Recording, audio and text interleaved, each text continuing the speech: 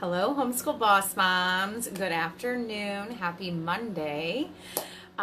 So today I am going to talk a little bit about another topic that we are covering in the Back to Center 8-week reset for the Homeschool Boss Moms who are wanting to cultivate a foundational practices that shift you from the chaos to the grace.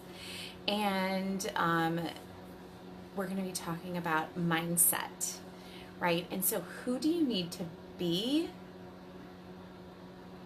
in order to achieve and create your ideal life? So, this is a really, really great question, and not one that we often ponder. We always focus on what we need to do. But there is, in fact, this is scientifically proven, by the way, that in order to get in action and do the things that we need to do, we have to really reprogram some of our subconscious beliefs and be very conscious about the thoughts that we think.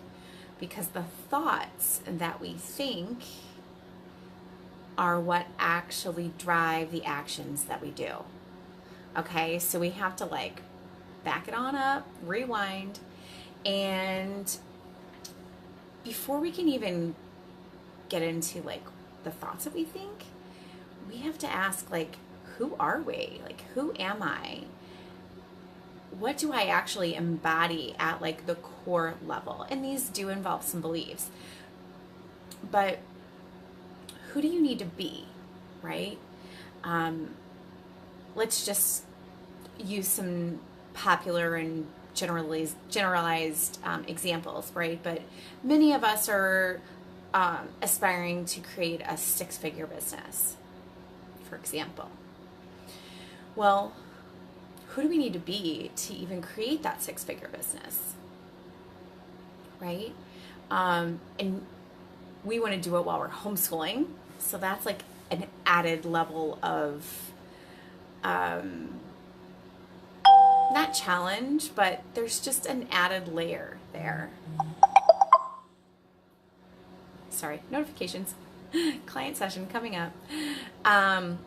Okay, so some of the more popular ways, I don't know if popular is the right word, but some of the more key ways of being that we would need to adapt are we would need to be committed, committed as fuck to our goals, right? Because how are you going to ever reach your goal if you're actually not 100% or 1,000% committed to them, right? Because as an entrepreneur, we know that this is not for the faint of heart, right?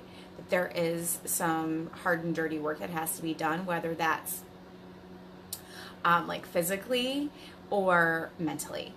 And let's be honest, most of it's mental, right? It's believing, it's trusting, it's knowing that it's freaking possible. So being committed is one of them, and being responsible. And when I mean responsible, hey Cheryl, when I mean responsible, I mean yes, doing the responsible things, but taking full ownership and full responsibility for your choices, for your actions, for your thoughts and beliefs, and not playing that victim card or blaming other people for their role in why you are the way you are, right? So taking full responsibility of you, full personal ownership. Okay.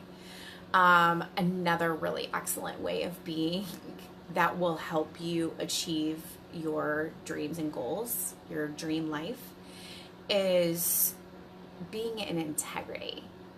And being in integrity not just with others, so not just being accountable if you tell someone else that you're going to do something, but being in integrity and accountable to yourself.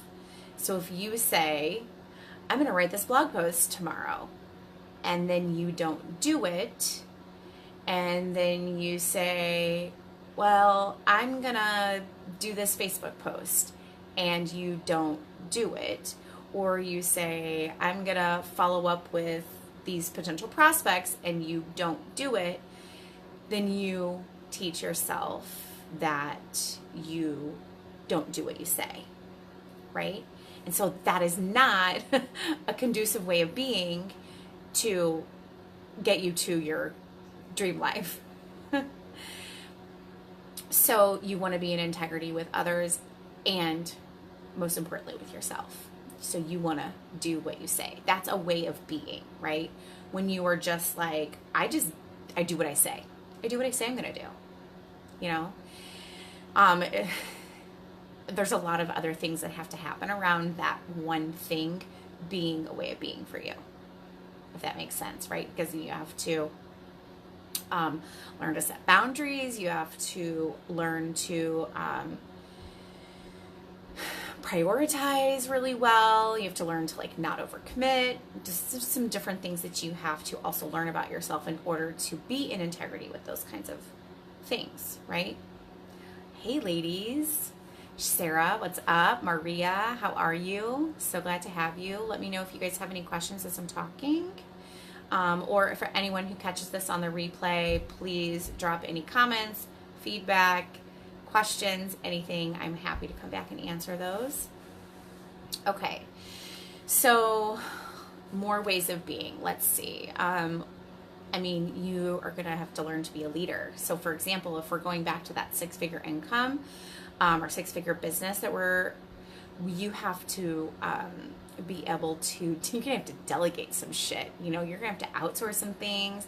You're going to have to learn to prioritize. You're going to have to lead other people. You're probably going to have at least some type of a small team to support you, right? And so you're going to have to learn to lead those people. So you're going to need to be a good leader. Ways of being. You're going to have to be open-minded. That is a way of being, right? Does anybody else have any ways of being that they feel like they would need to embody in order to reach their ideal life? Sorry, that's our other business line. It just always rings when I'm on a live video. Let's see. Ways of being confident.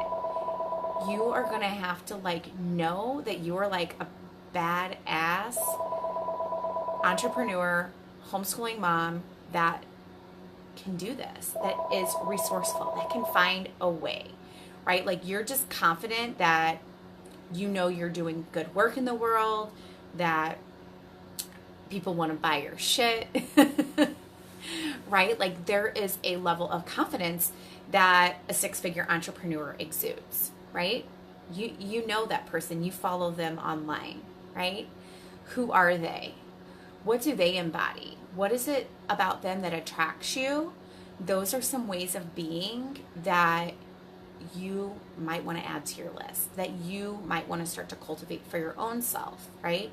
And so these are the things that we're actually going to be addressing in week 2 inside of the Back to Center course, where we are just deep diving on mindset. So this is probably a little bit of a deeper level than most of you have ever even really considered. I know this is a newer concept to me in the last year, and while I'd heard of it before, I didn't realize the importance of making it a practice.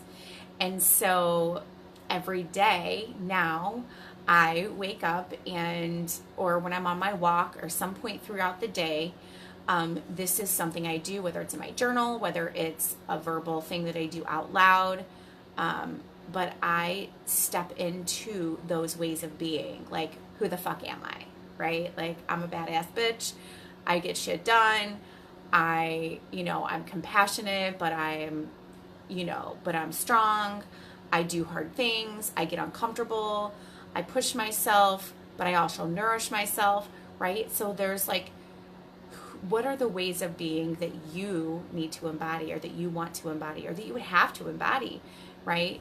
To become and to have that ideal life that you are striving for, whatever that is for you, right? Because each of us, it's a little different, and that's okay. not everybody wants to wake up and be like, I'm a badass, and that's okay. But that resonates for me. I like that, So maybe you don't know what those are, but this is a great opportunity. I encourage you to get your journal out today or tomorrow and explore this, and explore, like, who is that woman? Like, if you already have that 6-figure business, who are you? Right? What are the ways of being that you embody? All right. Okay. And if you guys feel called to join me for this round of Back to Center, I don't know if I'll be doing another live round, to be honest. So this is going to be in 8 weeks. We're going to have group coaching calls. There's going to be 6 modules with 2 weeks of integration. I'll drop the link below. All the details are there. If you have any questions, I would love for you to message me. I'm more than happy to have a conversation. Okay. I love you, ladies. I got to go coaching. I got a coaching call now. Got to run. Bye.